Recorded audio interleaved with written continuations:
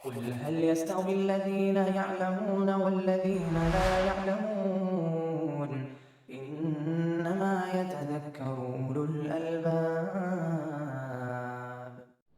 أشهد أن لا إله إلا الله.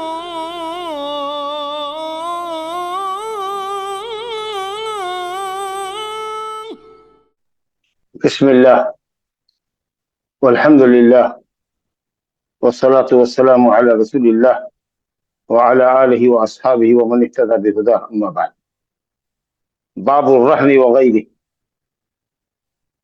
کتاب البیوع چل رہا ہے، اس کے مختلف ابواب سے ہم گزر رہے ہیں پچھلے کئی اسباق سے، اور مزید انشاءاللہ تعالی 2-3 اسباق اور ہونے ہیں۔ باب مؤلف نے قائم کیا ہے رہن وغیرہ کا بیان، اور اس کے اندر انہوں نے کچھ حدیثیں وقف کے تعلق سے بھی ذکر کی ہیں، کچھ چیزیں ہبہ کے تعلق سے بھی ہیں، حق شفاعہ ہے، اور اسی طریقے سے مزارعہ اور مساقات کا بیان ہے۔ تو کئی چیزیں اکٹھا کر دی گئی ہیں، اور کچھ پڑوسیوں کے حقوق بیان کیے گئے ہیں۔ اس سب کے تحت ایک ہی باب ہے، باب الرہن وغیرہ۔ تو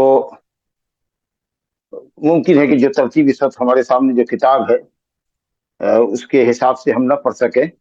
ابھی ہم رہن پڑھیں گے انشاءاللہ، پھر اس کے بعد شفاعہ کا باب پڑھیں گے، اور اسی طریقے سے آدمی اگر مفلس اور کنگال ہو جائے اور اس کے اوپر لاکھوں روپے کا قرض ہو تو اس سلسلے میں شریعت کی کیا رولنگ ہے، اور پھر پڑوسیوں کے کیا حقوق ہے، اور اسی طریقے سے مزارعہ اور مساقات کا کیا حکم ہے، زمین پر معاملہ کرنا یا باغ پر معاملہ کرنا، اور جو چیزیں وقف اور ہبہ اور صدقہ سے تعلق رکھتی ہیں انشاءاللہ اس کو ہم اگلے سبق میں دیکھیں۔ تو اس وقت جو ابھی ہمارے پاس حدیث ہے باب الرہن وغیرہ ہی کے تحت، اس کو ہم پڑھتے ہیں اور پھر ہم آپ سے رہن کا معنی بیان کریں گے۔ بسم اللہ۔ عن عائشہ رضی اللہ عنہا ان رسول اللہ صلی اللہ علیہ وسلم اشترى من یہودی طعاما ورہنہ درعا من حدید۔ رہن جس کو ہم لوگ اردو میں کہتے ہیں گروی رکھنا، اور گروی رکھنا کیا ہے؟ قرض کے اوپر قرض دینے والے کے پاس کوئی مال چھوڑنا، کوئی سامان چھوڑنا، تاکہ وہ قرض کی ادائیگی کے لیے گارنٹی ہو، اور عدم ادائیگی کی صورت میں مرتہن جس نے قرض دیا ہے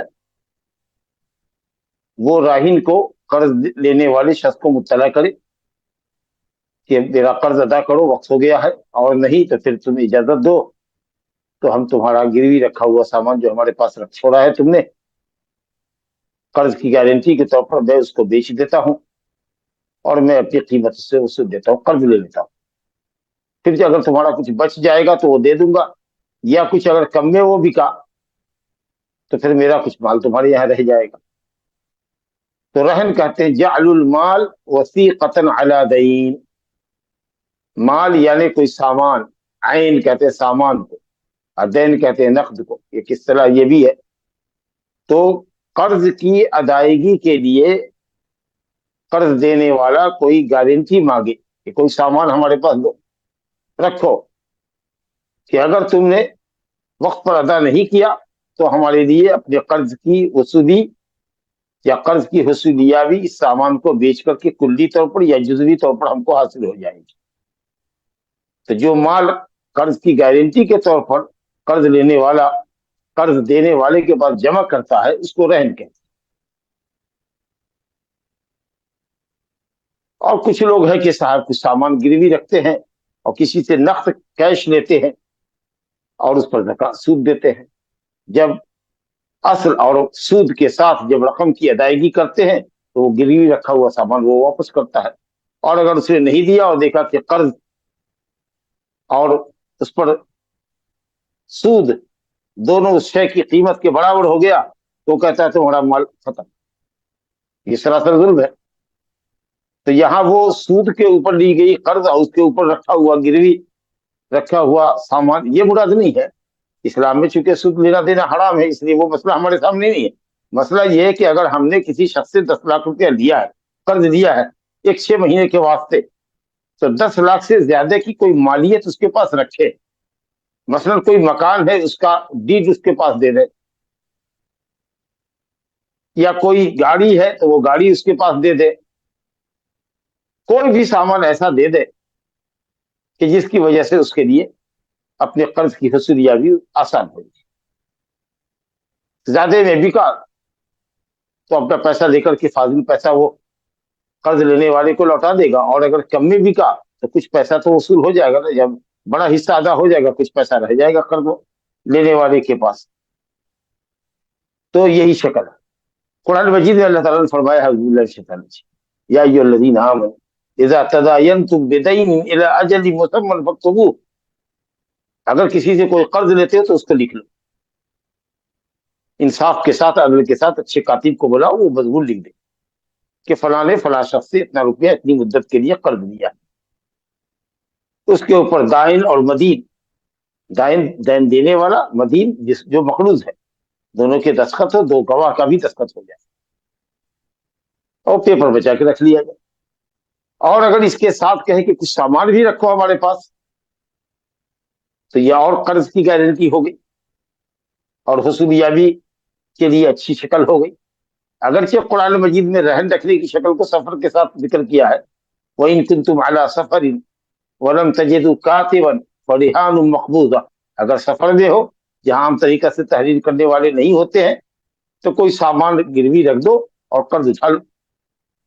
لیکن اہل علم نے کہا ہے کہ حضر کے اندر بھی سامان گروی رکھا جا سکتا ہے قرض کی گارنٹی کے طور پر, اور اس کی حدیث یہ ہمارے سامنے صحیحین کی روایت ہے کہ نبی صلی اللہ علیہ وسلم نے مدینے میں قرض ایک یہودی سے لیا ہے اور وہاں آپ نے اپنی زرہ گروی رکھی.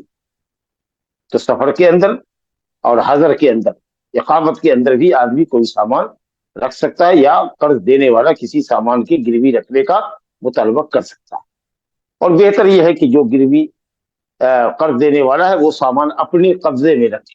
اگر اپنے قبضے میں نہیں بھی رکھتا چلو مکان تو بھی استعمال کرو, اس کا ڈیڈ کاغذ ہمارے پاس دے دو تاکہ اگر تم نہیں دو گے تو ہم اس کو بے کرنے کے اہل ہوں گے.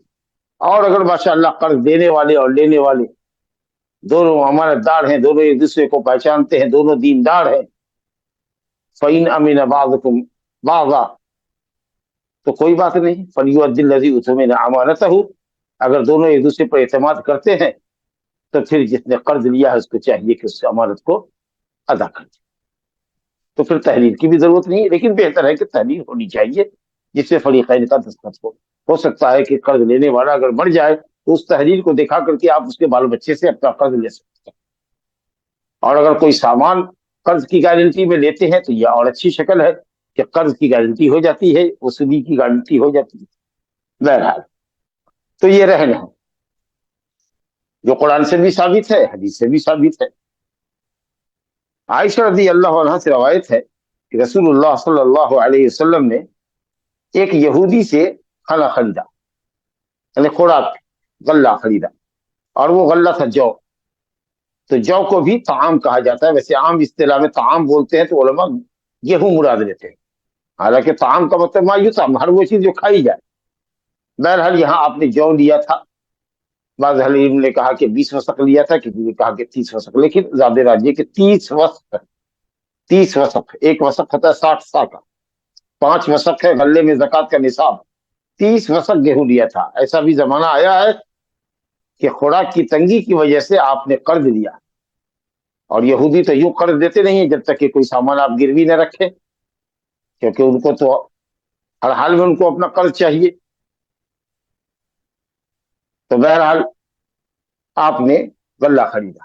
تو اس سے آپ سمجھ سکتے ہیں کہ نبی صلی اللہ علیہ وسلم کی زندگی میں کس قدر زہد اور قناعت تھی, اور دنیا کے مال و متاع سے آپ کتنا دور ہوتے تھے, اور کیسی روکھی پھیکی اور روکھی سوکھی زندگی آپ کی گزرتی تھی.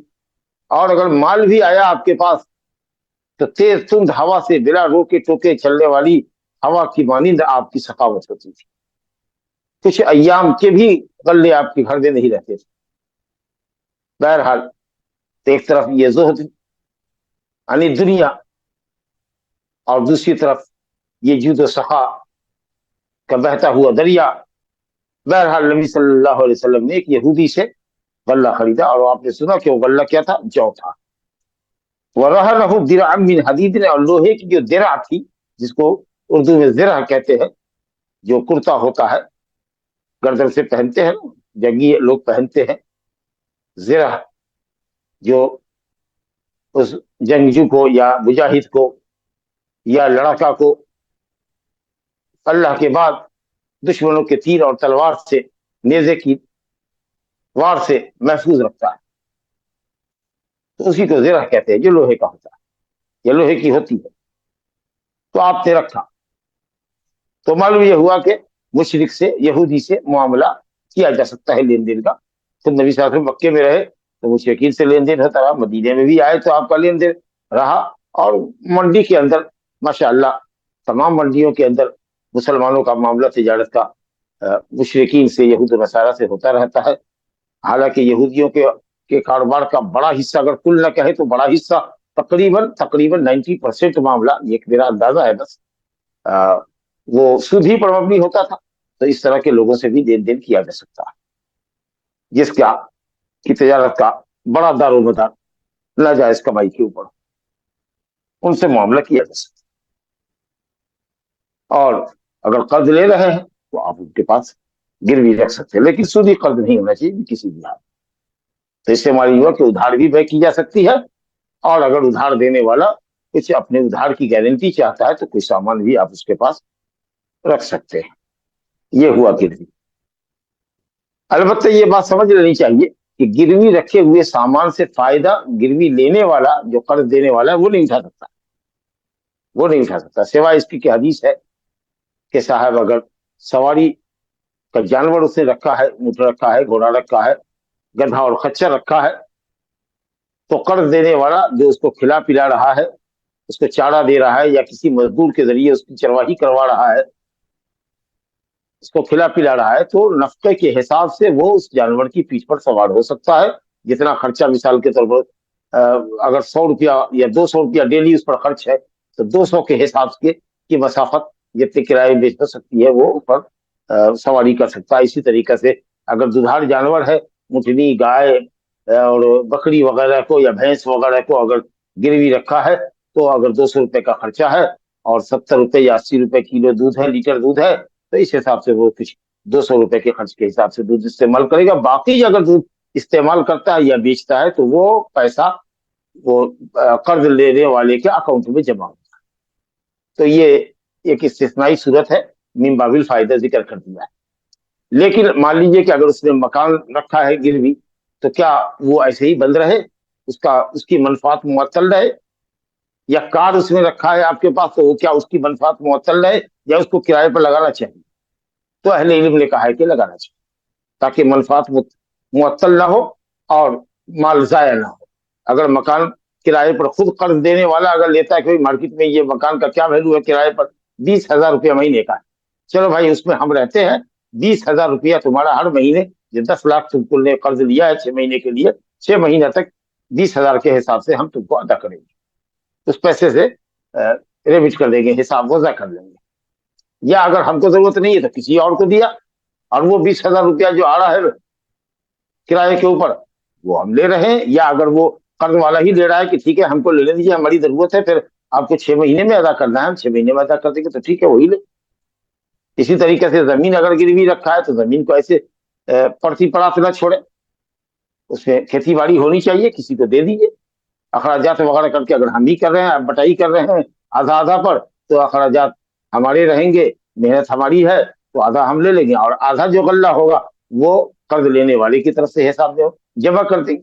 तो बहरहाल अहले इल्म ने कहा है कि आप बेहतर ये है कि जो सामान काबिल मनफात है और उससे इंतिफा मुमकिन है, तो सामान को यूं पड़ा 6 महीना या साल भर के लिए अगर कर्ज है तो यूं मुअत्तल रखना बेहतर नहीं है। बेहतर यह है कि उसको उजरत पे या किसी और किराए वगैरह पर लगा दीजिए, ताकि उससे पैसा आता रहे और राहिन का कर्ज लेने वाले का कर्ज भी चुकता होता रहे, अदा होता रहे। چلیے دوسری حدیث دیکھتے ہیں. بظاہر اس کا رہن سے تو تعلق نہیں ہے، لیکن غور کرنے سے کچھ پتہ چلتا ہے کہ قرض کی ادائیگی کی ایک شکل یہ بھی جو دوسری حدیث میں آ رہی ہے. ابو ہریرہ رضی اللہ عنہ سے روایت ہے ان رسول اللہ صلی اللہ علیہ وسلم قال مطل الغنی ظلم فَإِذَا أُتْبِعَ أَحَدُكُمْ عَلَى مَلِيٍّ فَلْيَتْبَعْ. اس حدیث پر بعض لوگ دوسرے محدثین نے باب قائم کیا ہے، باب الحوالہ، تحویل، مبلغ کی تحویل، قرض کی تحویل، اس سے تعلق ہے اس کا. وہ صورت اس کی یہ ہے کہ مثلا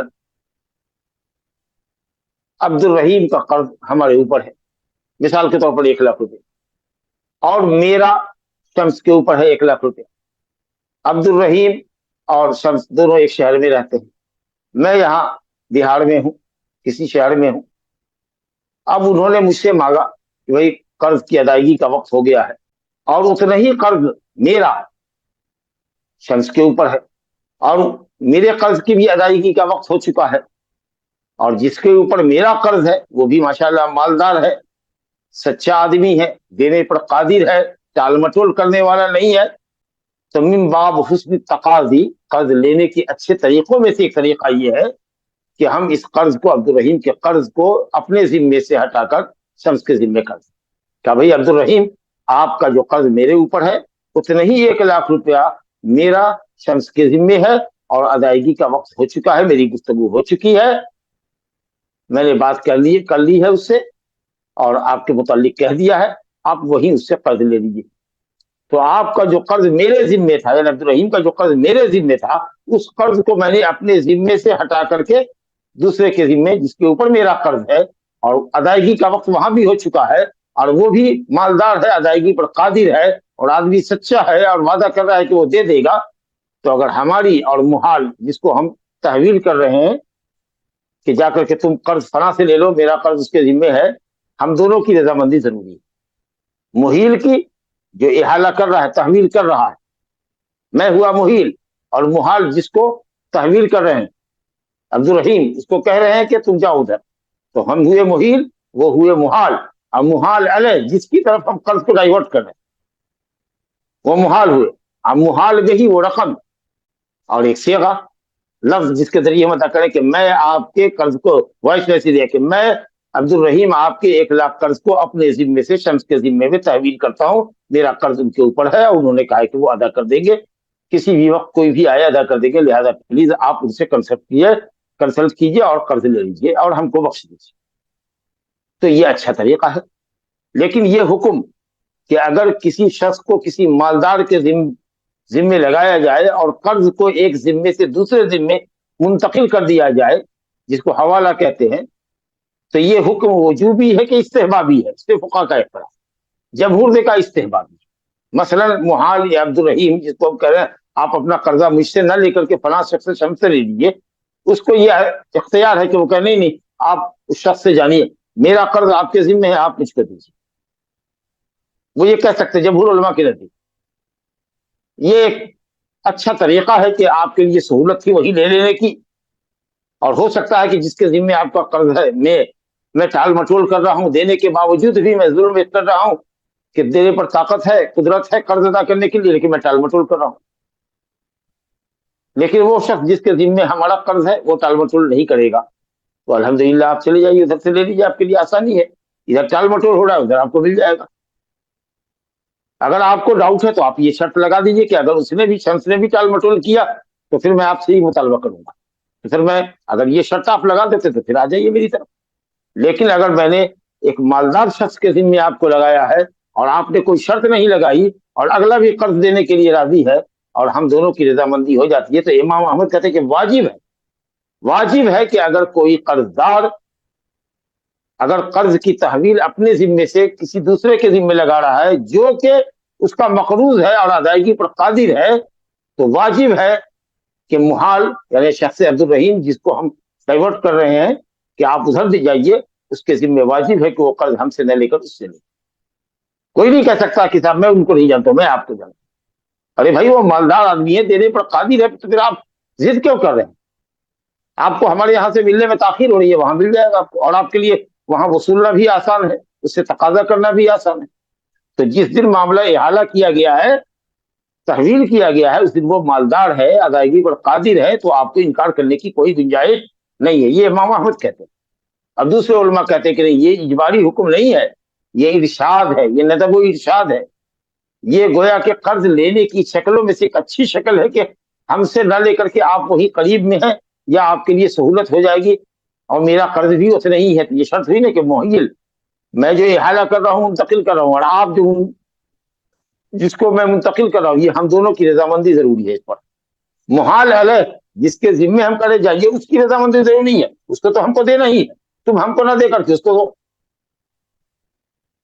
تو ہماری محیل کی اور محال کی، جس کا احالہ کیا جا رہا ہے جس کو، اس کی رضامندی ضروری ہے. محال علیہ یہ جو تیسرا ہے جس پر میرا قرض ہے، اس کی رضامندی ضروری ہے.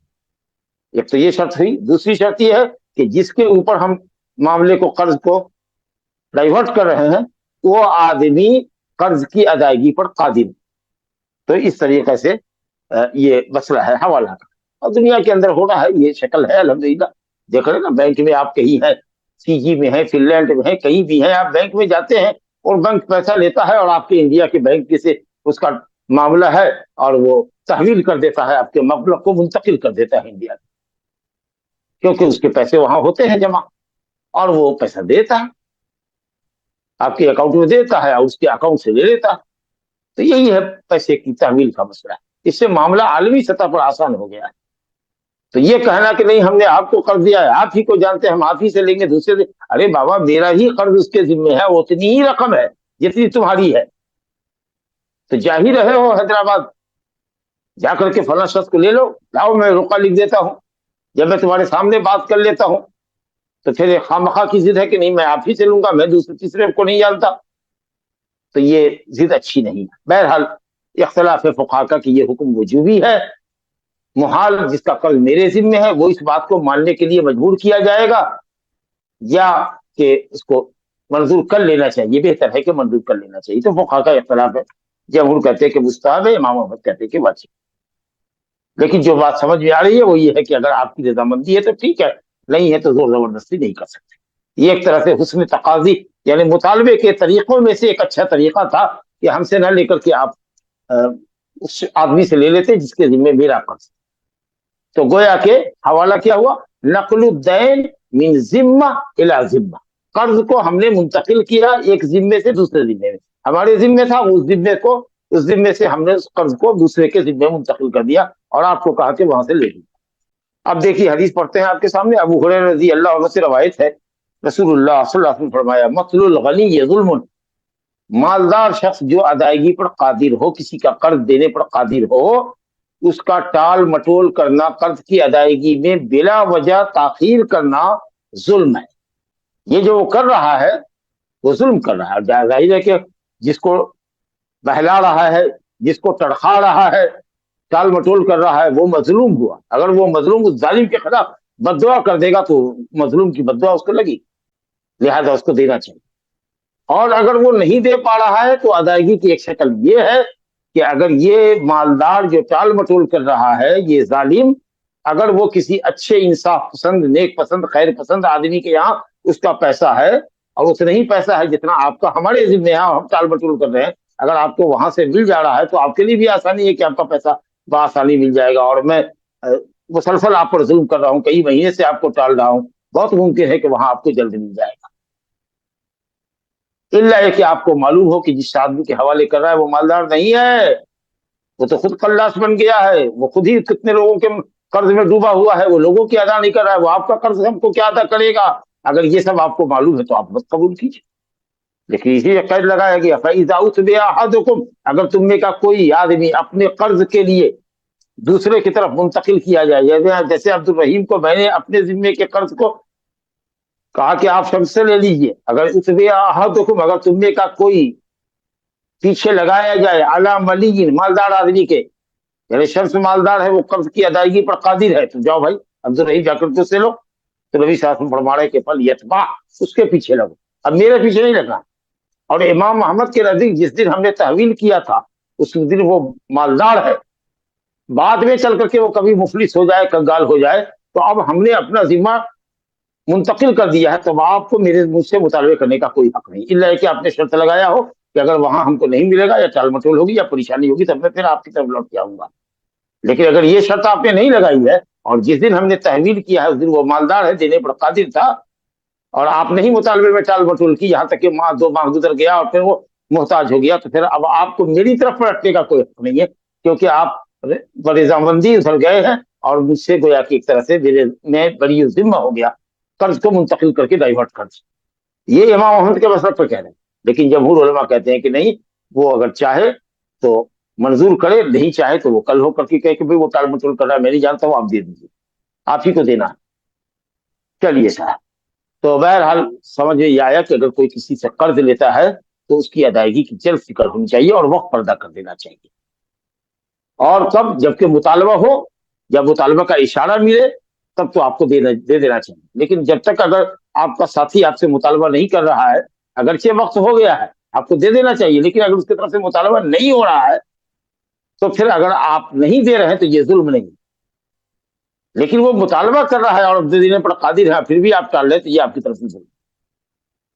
تو پتا تو اس کو چلے کہ ہاں سامنے والا قرض کا مطالبہ کر رہا ہے، وہ یہ سمجھ رہا ہے کہ وقت ہو گیا لیکن وہ نہیں مانگ رہے، ماشاءاللہ ہمارا دائن جو ہے جس نے ہم کو قرض دیا ہے بہت پیسے والا ہے، اس کو پیسے کی کوئی ضرورت نہیں ہے، تو اس لیے اشارہ تو کچھ ہونا چاہیے ایسا، یا تو صراحتاً بولیے یا اشارتاً بولیے یا کسی کے ذریعے کہلوائیے کہ فلاں صاحب نے اپنی امانت مانگی ہے، اپنا قرض آپ سے مانگا ہے، تو اس کے بعد اگر ٹال مٹول کر رہے ہیں مطالبے کے بعد تب یہ سب۔ اس کا مطلب یہ ہے کہ اگر کسی کے ذمے آپ کا قرض ہے اور وہ بیچارہ محتاج ہے، دینے پر قادر نہیں ہے، تو اس سے مطالبہ کرنا، اس پر تنگی کرنا، اس پر سختی کرنا اور اس کو دکھ کرنا، پریشان کرنا کہ جہاں سے ہو لا کے دو، یہ اب آپ کی طرف سے ظلم ہوگا، کیونکہ قرآن کہتا ہے وَإِنْ كَانَ ذُو عُسْرَةٍ فَنَظِرَةٌ إِلَىٰ مَيْسَرَةٍ، اگر آپ کا قرضدار تنگ دست ہے تو اس کو آسانی ہونے تک مہلت دینا واجب ہے، اور اگر آپ معاف کر دیں تو کیا کریں، آخرت میں اجر عظیم آپ کو دیتے۔ تو تنگ دست ہے تو سہولت اور آسانی دیجیے، لیکن اگر مالدار ہے اور مانگ رہے ہیں اور وہ سارا کام اپنا کر رہا ہے لیکن قرض والے کا قرض نہیں ادا کر رہا ہے تو یہ سراسر ظلم ہے۔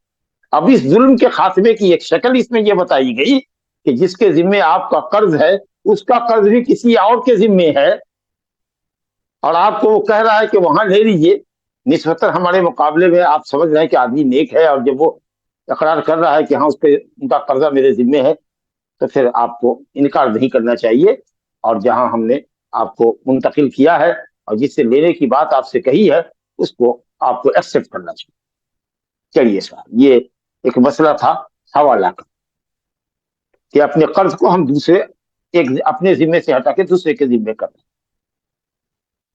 اب یہ دیکھیے ایک آدمی ہے مفلس ہو گیا، تو اب جب مفلس ہو گیا اور آپ نے شرط لگا دیا ہے کہ اگر وہ مفلس ہوا یا اس نے بھی چال مٹول کی تو میاں صاحب آپ کے عذاب میں پکڑیں گے، پھر ہم آپ سے ہی مطالبہ کریں گے، تب تو ٹھیک ہے، لیکن آپ نے یہ شرط نہیں لگائی، بعد کو وہ مفلس ہو گیا تو امام احمد کہتے ہیں نہیں، اب آپ کو ہی لے جانا، جب اس کی پراپرٹی بکے گی یا گورنمنٹ جو اس کی دیوالیہ ہو گیا ہے، گورنمنٹ نے بین لگا دیا کہ اب وہ اپنے مال پہ تصرف نہیں کر سکتا، تو اس کی جب جائیداد بیچی جائے گی اور اس سے قرضداروں کے قرض ادا ہوں گے تو اس قرض میں آپ کا وہ پیسہ بھی ملے گا آپ کو۔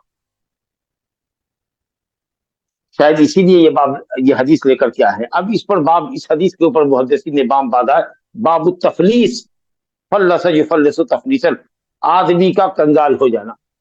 کل نوٹوں کے بنڈل کے نیچے رہتا تھا، آج چند کھڑکتے ہوئے سکے صرف اس کے پاس رہتے ہیں، لوگ کے قرض کی ادائیگی کوئی سبیل نہیں ہے، دیوالیہ ہو گیا، مفلس ہو گیا، معدم اور فقیر ہو گیا۔ تو اس شخص کے تعلق سے کیا ہے کہ جائیداد اس کی روک دی جائے، پابندی لگے گی، تاکہ قرض داروں کے قرض جس ریشیو سے ہیں، جس تناسب سے ہیں، اگر مان لیجئے کہ صاحب 1 کروڑ اس پر قرض ہے اور مال اس کے پاس جتنی پراپرٹی ہے وہ صرف 50 لاکھ کی ہے، تو جس کا جتنا پیسہ ہے اس کو جسٹ ہاف کر دے گی، تو اگر کسی کا 1 لاکھ ہے تو 50% اس کو دے گی، کسی کا 2 لاکھ ہے تو اس کو 1 لاکھ دے گی، تاکہ اس کے حساب سے قرض داروں کے قرض کے تناسب سے اور پرسنٹیج کے حساب سے لوگوں کو دیا جا سکے۔ لا الہ الا اللہ۔ اب دیکھیے وہ شخص جو مفلس ہو گیا ہے، یہ اسلام کی عدالت دیکھیے اور اس کی انصاف پسندی دیکھیے، یہ حق اور انصاف کا دین ہے۔ کوئی شخص ہے مثال کے طور پر، اس نے مجھ سے मेरी दुकान से कोई चीज खरीदी, बस चलिए एक बाइक उसने खरीदा, उधार ले गया था 1 महीने के लिए, 1 रुपया भी उसने कैश नहीं दिया है, ये सब शर्त पे गौर कीजिएगा। ले गया है, वो इस्तेमाल कर रहा था, 1 हफ्ते के बाद उसका दिवालियापन मशहूर हो गया कि फला शख्स दिवालिया हो गया। सारे कर्जदार दौड़े उसके घर पर, गवर्नमेंट की यहाँ पिटीशन दी गई अदालत में, चलो भाई बैन लगेगा उसके कारोबार, उसकी सामान के ऊपर वो तसर्रुफ न करे, भागने न पाए कहीं मुल्क छोड़ करके। अब ये शख्स जिसकी बाइक है वहां, वो जू की तू है, यानी उसमें कोई खर्च नहीं लगा है, सामान बिल्कुल जू का तू है, और उसमें कोई पैसा हमको नहीं दिया। तो जमहूर अहले इल्म कहते हैं इस हदीस की रोशनी में, बिल्कुल सही हदीस है, सही है की रवायत है।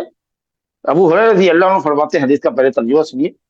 रसूलुल्लाह सल्लल्लाहु अलैहि वसल्लम ने फरमाया, या अबू हुरैरा ने कहा कि मैंने नबी सल्लल्लाहु अलैहि वसल्लम से सुना फरमाते हुए, मन अदरक मालहु बिअैनिही, जिस शख्स ने अपना माल बेऐन ही पाया, जू का तू, जैसा ले गया था वैसा ही, कोई उसमें ज्यादती नहीं हुई, कोई उसमें कमी नहीं हुई।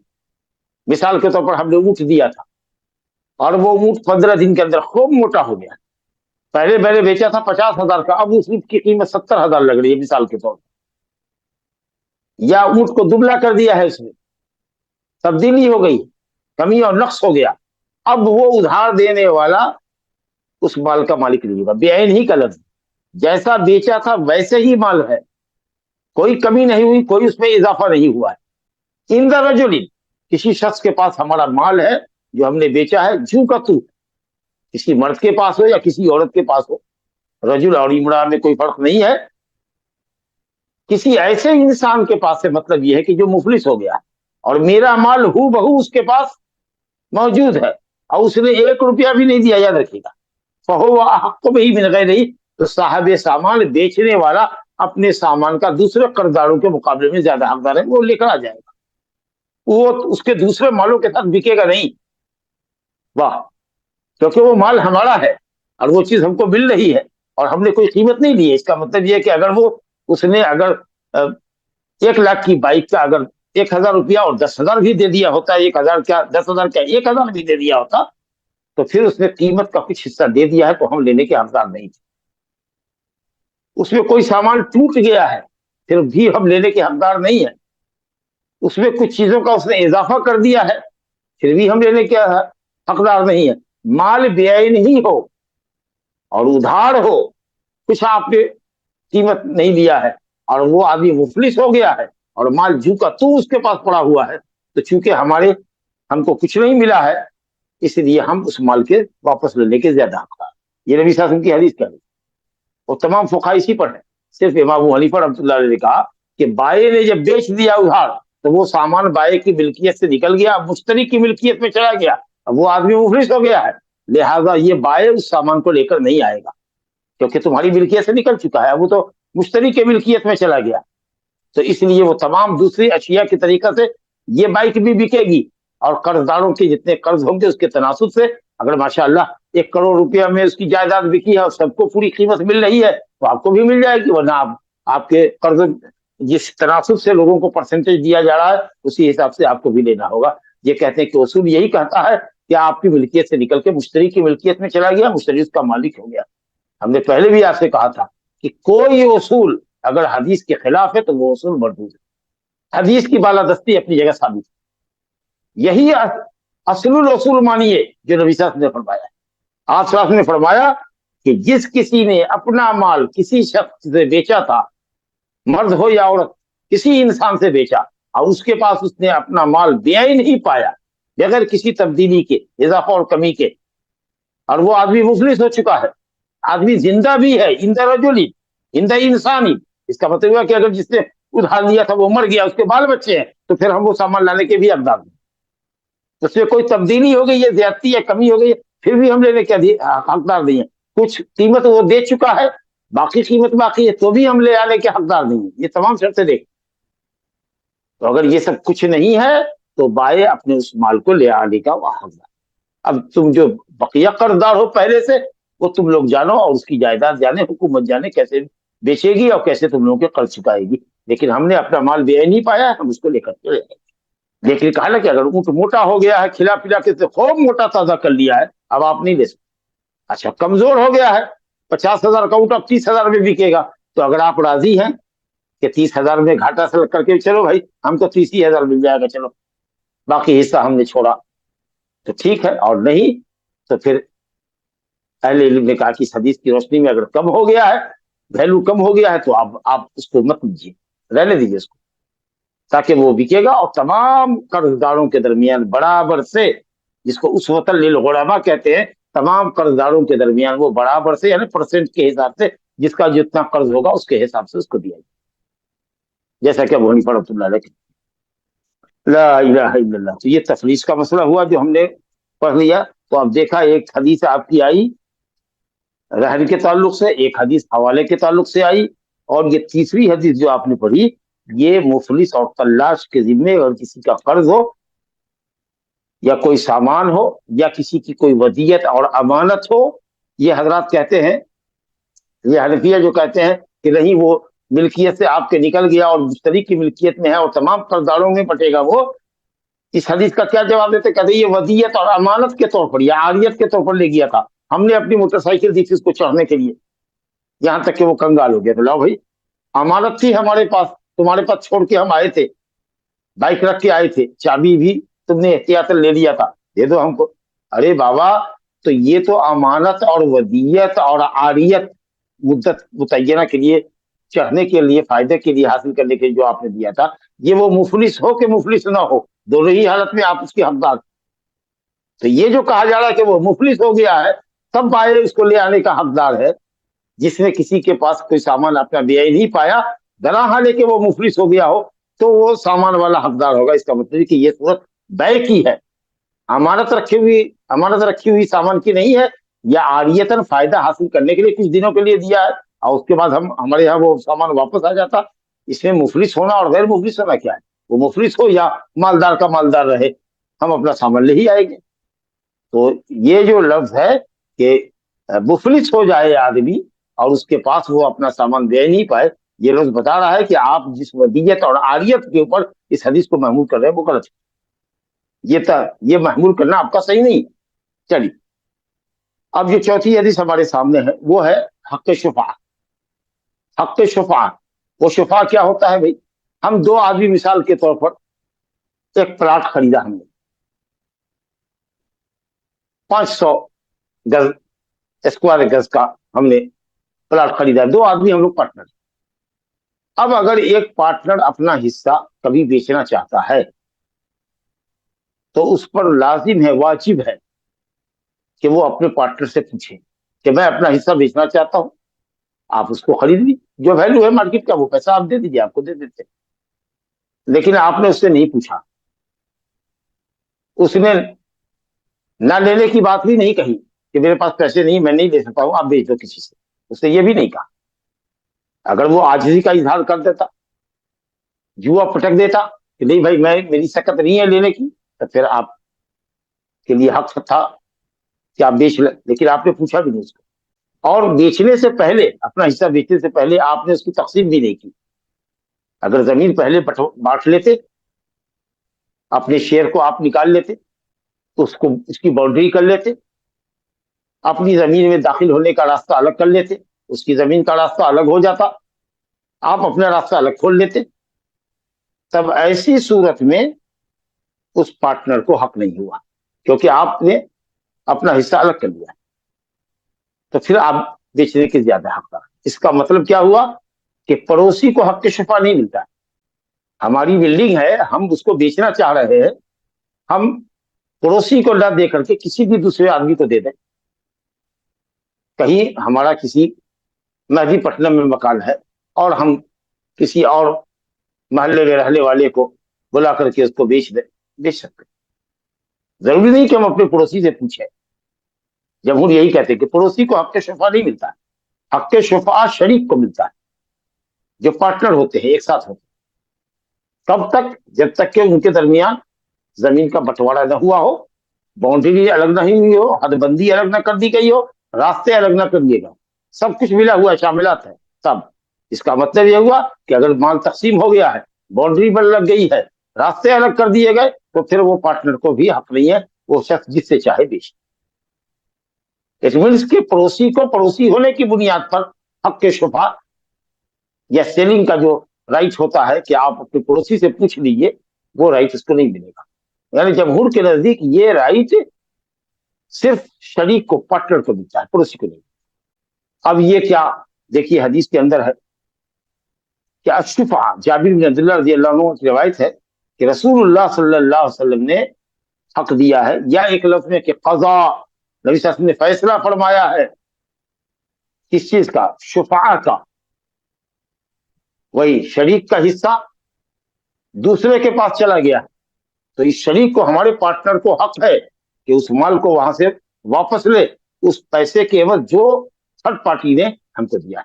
ہمارا پارٹنر نمبر 1, میں نمبر 2, اور جس کو نمبر 1 نے بیچا ہے وہ نمبر 3. تو نمبر 3 کو اگر اس نے 50 لاکھ میں دیا ہے بغیر نمبر 2 سے پوچھے ہوئے, تو ہم کو حق ہے کہ ہم اپنے شریک کا حصہ جو نمبر 3 کے پاس ہے اس کو اپنا پیسہ دے کر کے لے لیں, کیس مقدمہ کریں اور وہ ہم کو آ جائے. اسلامی عدالت میں یہی فیصلہ. ملک کی عدالت کا کیا قانون ہے ہم نہیں جانتے, ہم شاید ملک میں, ہمارے ہندوستان میں تو یہ ہے کہ صاحب پڑوسی کو بھی یہ حق ملتا ہے کہ اگر پڑوسی نے ایک متعینہ مدت کے اندر اگر رقم جمع کر دی اور آپ کے ڈیڈ کے خلاف اس نے مقدمہ دائر کر دیا, تو پھر وہ اتنی مدت کے اندر میں وہ جو قبالہ ہے, وہ جو ڈیڈ ہے, وہ کینسل کر دی جاتی ہے اور پڑوسی کے حق میں وہ فیصلہ آتا ہے. لیکن چپکے چپکے لوگ لکھ دیتے ہیں, کسی کو پتہ نہیں چلا, اور اس کی کوئی مدت ہے مثلا 90 ڈیز کے بعد پڑوسی کو معلوم ہوا, تو اب وہ حق کے شفا ختم ہو گیا, سیلنگ ایکٹ کے تحت وہ نہیں آ پایا. خیر چلیے, یہ اسلامی عدالت کے اندر اگر شریک نے شریک سے پوچھے بغیر یا تقسیم سے پہلے, راستہ بدلنے سے پہلے, باؤنڈری دینے سے پہلے اگر بیچ دیا ہے, تو ایک پارٹنر جو نمبر 2 ہے, پارٹنر نمبر 1 کا جو مال کسی تیسرے شخص کو گیا ہوا ہے, اس سے ہم اس مال کو واپس لینے کے اہل ہیں, اتنے پیسے کے بعد جو نمبر 3 نے نمبر 1 کو ادا کیا. یہی ہے آپ کے چوپا کہ شریک کے پاس شریک کا حصہ واپس کیا جائے, پلٹایا جائے اس پیسے کے عوض جو کہ شریک کو تھرڈ پارٹی سے ملا ہے. فرمایا فی کل ما لم یقسم, ہر اس چیز کے اندر جس کی تقسیم نہیں ہوئی. اب یہ حنفیہ کہتے ہیں کہ ہر چیز میں ہے, اور دوسرے علماء کہتے ہیں کہ آگے ہے فَإِذَا وَقَعَتِ الْحُدُودُ, جب حد بندی ہو جائے, گھیرا بندی ہو جائے, وَصُرِّفَتِ الطُّرُقُ, اور راستے بھی الگ الگ پھیر دیے جائیں, ہمارا راستہ دوسری طرف سے ہو گیا, آپ کا راستہ دوسری طرف سے, ہم ایک راستے پر بھی چلنے کے لیے مجبور نہیں, اور حد بندی بھی ہو گئی, فلا شفا, یہ لفظ حد بندی کا بتا رہا ہے اور راستے کا مسئلہ بتا رہا ہے کہ یہ عقار میں, زمین میں اور مکان کے اندر ہوگا, ہر چیز کے اندر نہیں ہوگا. یعنی اشیاء غیر منقولہ کے اندر, عقار کے اندر, بلڈنگ کے اندر ہوگا, زمین کے اندر ہوگا. مثلا ہم نے ایک کار اگر آپ سے خریدی ہے تو یہ جائیداد منقولہ ہے, ایک جگہ سے دوسری جگہ منتقل ہوتی ہے, تو جمہور کہتے ہیں کہ اس میں نہیں ہوگا, کیونکہ اگلا لفظ بتا رہا ہے کہ حد بندی ہو جانی چاہیے اور راستے الگ الگ ہو جانے چاہیے. اور حنفیہ کہتے ہیں فی کل ما لم یقسم, ہر وہ چیز جو بٹوارے میں ابھی نہیں آئی ہے, گویا کہ ہر وہ چیز جو بٹوارا ہو سکتی ہے, بٹوارے سے قبل اگر کسی نے پارٹنر نے بیچا ہے تو غلط ہے, اور ہمیں لگتا ہے کہ یہی بات زیادہ صحیح ہے. اب مثال کے طور پر ایک مثال ہم آپ کو, ہم نے اور آپ نے, عبد الرحیم نے مل کر کے ایک کار خریدی 10 لاکھ روپے, 5 لاکھ دونوں کے لگے. اب ہم اپنا حصہ اگر بیچنا چاہتے ہیں کسی تھرڈ کو, بہت ممکن ہے کہ عبد الرحیم کی اس سے نہیں بنے گی, شراکت نہیں رہے گی, روز جھگڑا. تب تو یہ اور زیادہ ضروری ہے کہ ہم اپنے پارٹنر سے پوچھیں کہ ہم اپنا شیئر بیچنا چاہتے ہیں, 50% بیچنا چاہتے ہیں. چلو مارکیٹ میں اس کا کیا ویلو ہے, ماشاءاللہ وہ گاڑی 15 لاکھ میں بک رہی ہے, تو 7.5 لاکھ ہمارا ہوگا, آپ دے دیجیے. اور اگر وہ زمین 8 لاکھ, وہ گاڑی 8 لاکھ میں بک رہی ہے, تو 4 لاکھ کا میرا حق, وہ مجھے دے دی. تو اسی لیے منقولہ اور غیر منقولہ دونوں میں یہ حق ہونا چاہیے پارٹنر کو, شریک کو, کیونکہ وہاں جھگڑا زیادہ ہوگا. اچھا, اسی طریقے سے لوگوں نے کہا فی کل ما لم یقسم, ہر وہ چیز جس میں تقسیم ابھی نہیں ہوئی ہے, بٹوارا نہیں ہوا. ارے بھائی, تو کوئی چیز اگر بٹوارے کے قابل نہ ہو تو کیا آپ حق شفا نہیں کریں گے؟ 2 کمرہ ہے ہمارے پاس, ایک کمرہ ہمارا, ایک کمرہ آپ کا ہے, راستے بدلے جا سکتے, ایک سیڑھی سے ہم چل رہے تھے, نہیں اب الگ الگ سیڑھی ہم بن گئی, چلیے ماشاءاللہ بہت اچھی بات ہے، تقسیم ہو جائے گی۔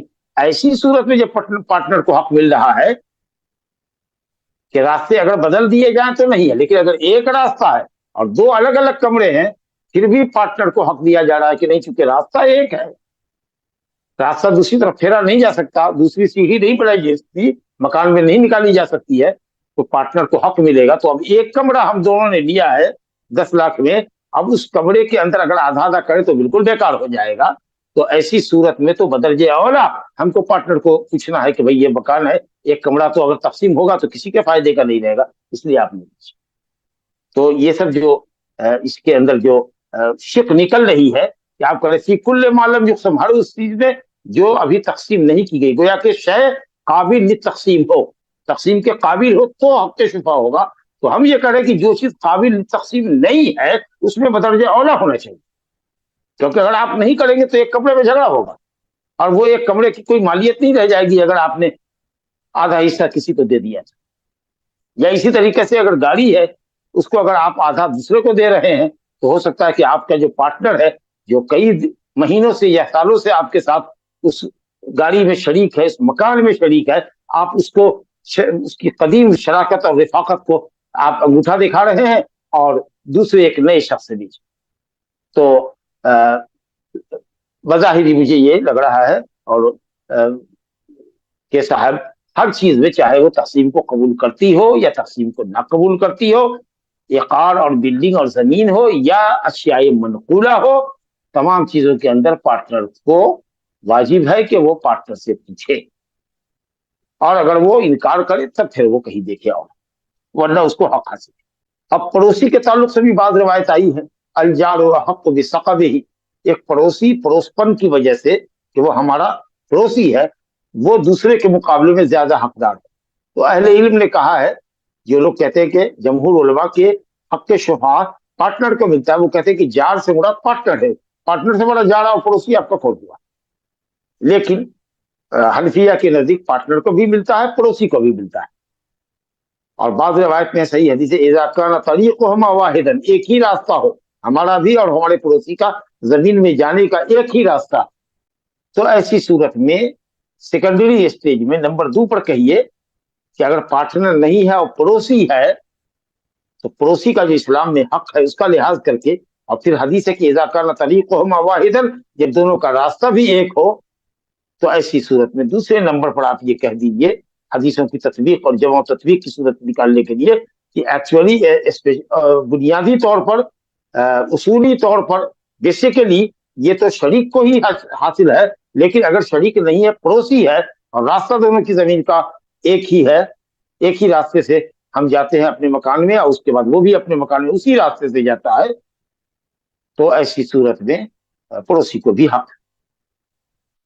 سیکنڈری اسٹیج میں اس کو ملنا چاہیے۔ اور یہی شیخ الاسلام ابن تیمیہ رحمۃ اللہ علیہ نے کہا ہے کہ اگر وہ شریک نہیں بھی ہے اور آپ کا پڑوسی ہے اور راستہ دونوں کی زمین میں مکان میں جانے کا ایک ہی ہے، تو ایسی صورت میں کسی بھی اجنبی کو دینے سے بہتر ہے کہ اپنے پڑوسی کو دے دیجیے، کیونکہ اگر پڑوسی غصہ ہوا آپ نے بیچ دیا تو ممکن ہے کہ وہ اور ایک اسٹوری بنا لے اور پڑوسی کے گھر میں جس کو آپ نے دیا ہے وہ جھانک تانک کرے اور اس کو پریشانی لاحق ہو، تو اس لیے کیوں نہیں آپ اس پڑوسی کو دے دیتے ہیں تاکہ وہ اس میں اپنے حساب سے تصرف کیا کرے گا۔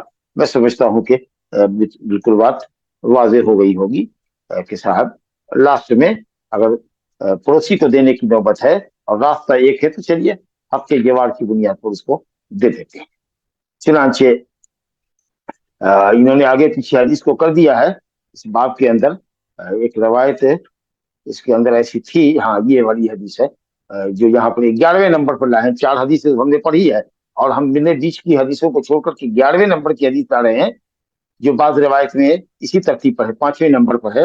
ابو ہریرہ رضی اللہ عنہ فرماتے ہیں کہ رسول اللہ صلی اللہ علیہ وسلم نے فرمایا لا یمنعن جار جارہ ان یغرز خشبۃ فی جدارہ۔ دیکھیں ابو ہریرہ رضی اللہ عنہ کہتے ہیں کہ رسول اللہ صلی اللہ علیہ وسلم، حضرت ابو ہریرہ مدینہ کے گورنر تھے ایک دور میں بنو امیہ کے، تو ابو ہریرہ رضی اللہ عنہ نے فرمایا کہ نبی صلی اللہ علیہ وسلم نے فرمایا ہے کہ کوئی پڑوسی ہرگز اپنے پڑوسی کو نہ روکے کہ وہ لکڑی اس کی دیوار میں ڈالے۔ کیا مطلب؟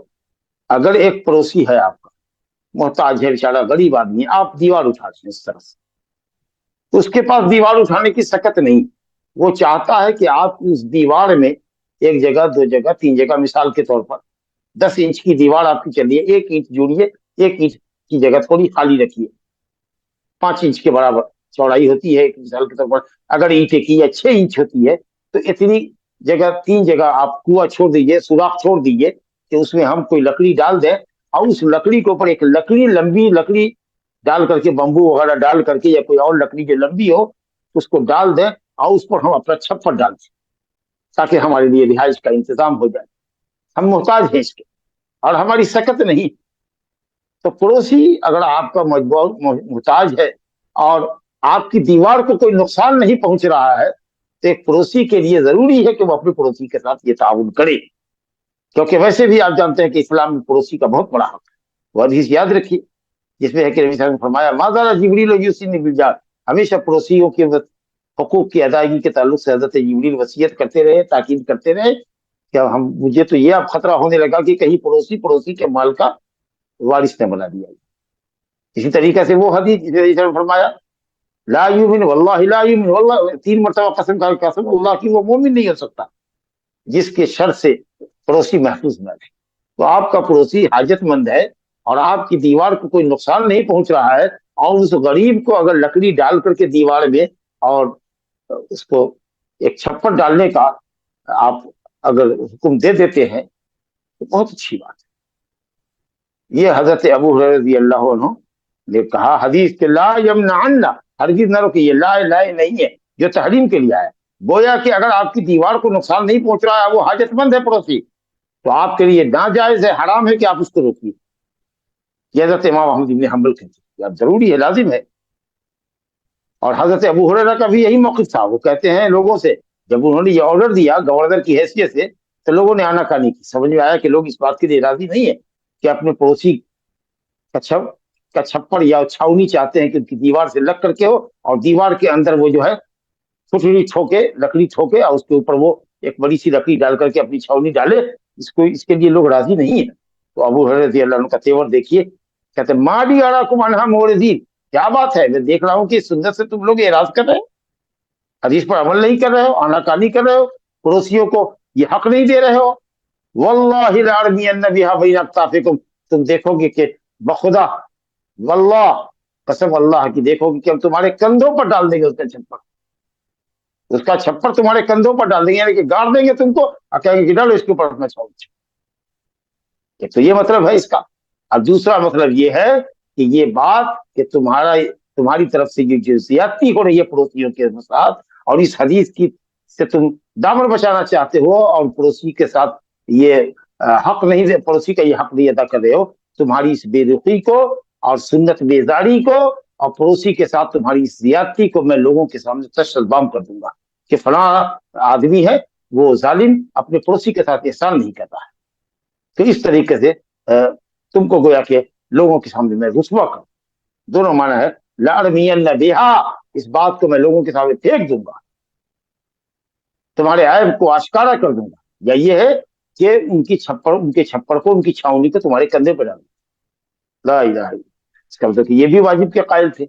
और जमहूर उलमा जो है, हनफिया, मालिकिया और शाफिया, ये कहते नहीं, हमारी चीज है, हदीस है कि कोई भी आदमी किसी के माल से फायदा नहीं हासिल कर सकता जब तक कि वो राजी ना हो। आप पड़ोसी को राजी कीजिए, जोर जबरदस्ती आप नहीं कर सकते, लिहाजा इजाजत लीजिए। अगर वो इजाजत दे देता है तो ठीक, नहीं इजाजत देता है तो आप ये नहीं कर सकते, क्योंकि वो अपने माल का मालिक है। उसूल यही कहता है कि हम अपने माल के मालिक हैं, आप मेरी मर्जी के बगैर हमारी दीवार से क्यों फायदा उठाइएगा। तो फिर ये कहते हैं कि ये हदीस उसूल से टकरा रही है। हनाबला की तरफ से फिर ये जवाब मिलेगा कि कोई उसूल नहीं मानेंगे जो उसूल हदीस के खिलाफ। जब नबी सल्लल्लाहु अलैहि वसल्लम हम सिग़े नहीं के साथ कर रहे हैं कि हरगिज तुम में का कोई अपने पड़ोसी को दीवार में लकड़ी डालने से न रोके, और खास करके जब तुम्हारा कोई नुकसान नहीं है दीवार का और वो हाजतमंद है, तो फिर तुम क्यों रोक रहे हैं। इसे जबरदस्ती रखेगा, तुमसे इजाजत नहीं लेगा। और जमहूर कहते हैं कि इसको इजाजत पर महमूद करे, उस असल की बुनियाद पर कि हदीस में कि कोई किसी के माल से फायदा न हासिल करे, فائدہ حاصل نہ کرے جب تک کہ وہ اجازت نہ دے دے. اور وہ جو ابو بکر کی روایتیں صحیح ہیں ان کی کہ صاحب آپ نے فرمایا کہ اے لوگوں ان دماءکم واموالکم واعراضکم حرام علیکم کحرمت یومکم ھذا فی بلدکم ھذا وفی شہرکم ھذا. اے لوگوں تمہارے مال، تمہارے خون اور تمہاری عزت و آبرو ایک مسلمان کی دوسرے مسلمان پر ایسے ہی حرام ہے جیسے کہ ذی الحجہ کا یہ دن اور عرفہ کا یہ دن محترم دن اور یہ ذی الحجہ کا مہینہ محترم اور یہ مکہ شہر محترم. تین تین حرمتیں اکٹھا ہیں. اسی طریقے سے تمہارا مال ایک دوسرے کے لیے ایسے ہی حرام. تو اس طرح کی عمومی روایتوں سے جمہور نے دلیل پکڑا ہے. بہرحال اس وقت تو یہ تصور بہت مشکل ہے کہ شاید کوئی پڑوسی کسی پڑوسی کو اس طریقے سے کرنے دے.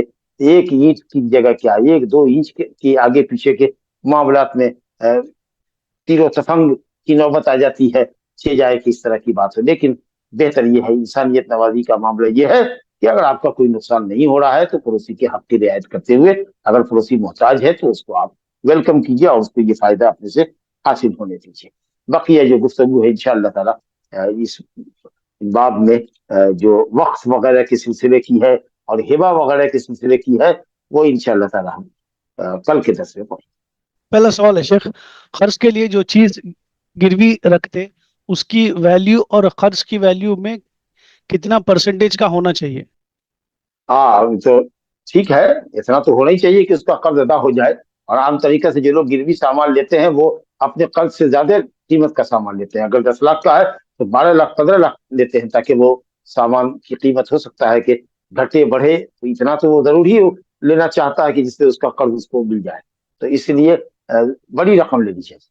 اگر دو لوگ میں ڈیل ہو گئی کہ بھائی ٹھیک ہے آپ میری کار لے لیجئے، جیسا کہ جابر بن عبداللہ رضی اللہ عنہ کی حدیث تھی، لیکن ہم پیسے آپ کو 5 دن کے بعد دیں گے، لیکن یہ ایگریمنٹ ہو گیا کہ ٹھیک ہے میں نے لے لیا اب آپ سے گاڑی، لیکن پیمنٹ کرنے سے پہلے گاڑی میں کچھ بڑا چھوٹا فالٹ جو بھی ہے بڑا فالٹ آ گیا تو اس کا ذمہ دار کون ہوگا شیخ؟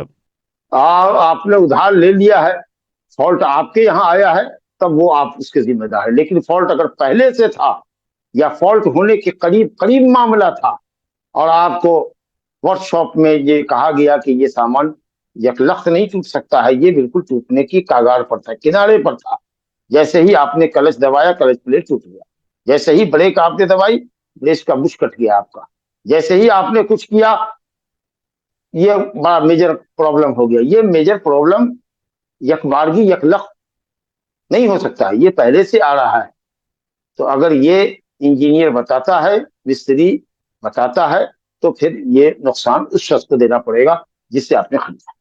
جزاک اللہ خیر. پراپرٹی اگر قرض پہ ہو تو کیا پراپرٹی سیل کر سکتے پوری ٹرانسپیرنسی کے ساتھ بتا کر کہ یہ قرض پر ہے؟ کر سکتے ہیں، اس سے کوئی حرج نہیں. آپ نے قرض پہ لیا ہے لیکن اگر وہ زمین آپ کے نام سے ہو گئی ہے رجسٹری تو آپ اس کو بیچ دیجیے. اب بیچ کر کے آپ قرض والے کا قرض چکائیے، جو منافع ہے وہ اپنے پاس رکھیے. شیخ ہم ایک بار یوٹیوب پر دیکھیں گے. یعنی کوئی شخص اگر کوئی چیز ادھار لیتا ہے اور جس سے لیتا ہے اس کو بیچتا نہیں ہے بلکہ کسی دوسرے پارٹی کو بیچتا ہے کم میں یا زیادہ میں تو اس کو یہ حق حاصل. لیکن بیچنے کا حق تبھی ہوگا جبکہ وہ مالک ہو جائے. ادھار میں اس کے نام پر بیانہ کر دیا جائے، لکھ دیا جائے. چلیے.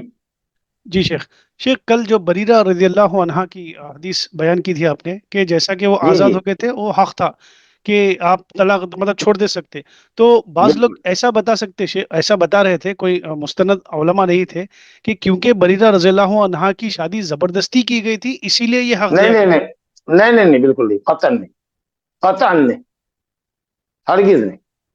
یہ خیال عتق آزاد ہونے کا اختیار شریعت نے دیا ہے کہ اب وہ آزاد ہو گئی ہے، اس کا شوہر غلام ہے.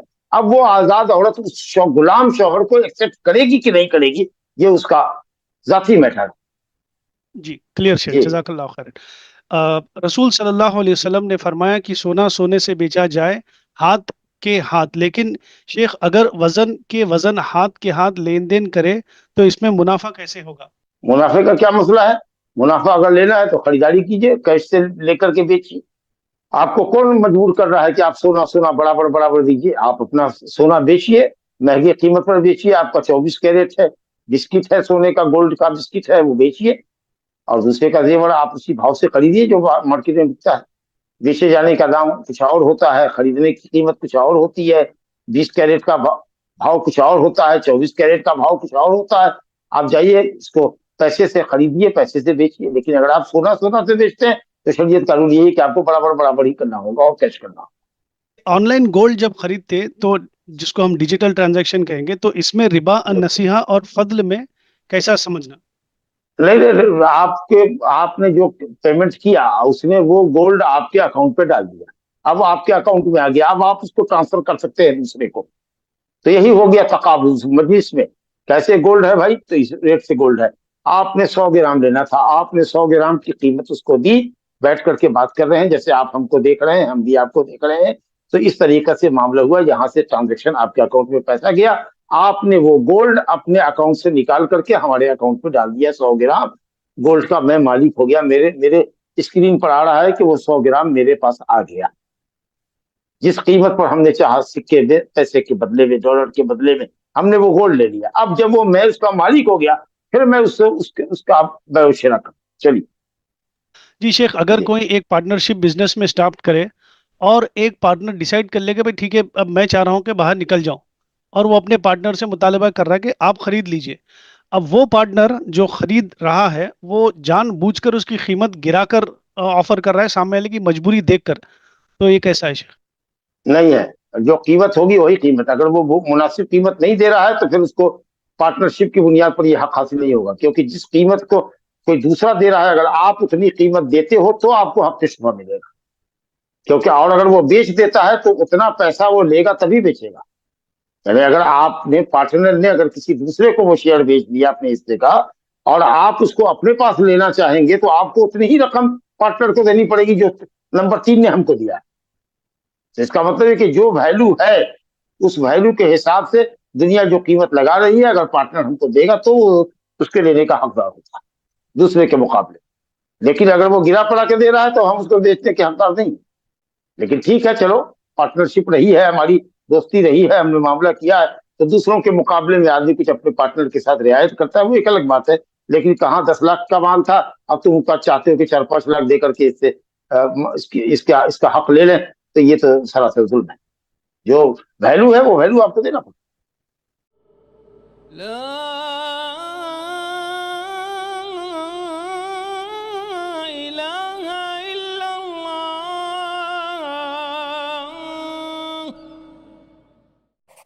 قل هل يستوي الذين يعلمون والذين لا يعلمون إنما يتذكر